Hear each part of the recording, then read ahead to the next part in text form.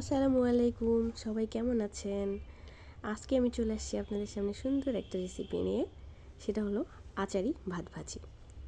আচ্ছা, আমি এখানে প্রথমে একটা ফ্রাই প্যানে কিছু হালকা কুচি করে কেটে রাখা হচ্ছে পেঁয়াজ, রসুন, কাঁচামরিচ। এটা হালকা একটু বাদামি করে ভেজে নেওয়ার জন্য ওয়েট করব। মূলত আমি এই রেসিপিটা আগের রাতের ভাত, বেঁচে যাওয়া যে ভাত, এগুলো দিয়েই বানাবো। হঠাৎ আমাদের অনেক ভাত বেঁচে যায় যেগুলো আমরা ফেলতে ইচ্ছে হয় না, তখন আমরা যদি এই রেসিপিটা ব্যবহার করি তাহলে অনেক ভালো একটা আউটকাম পাবো।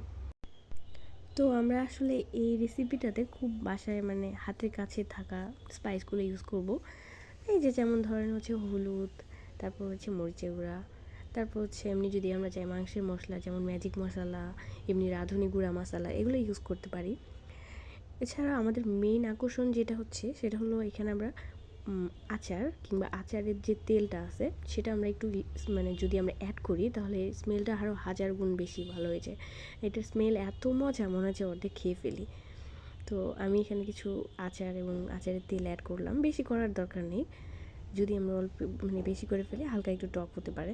তো আমরা যে স্মেলটা আনার জন্য এবং একটা ভালো একটা অ্যারোমা যাতে আসে সেই জন্য মূলত ইউজ করলাম।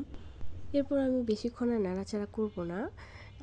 আচারটা দেওয়ার পরপরই এত সুন্দর একটা অ্যারোমা চলে আসে, মনে হচ্ছে তখনই বসে খাইতে শুরু করি।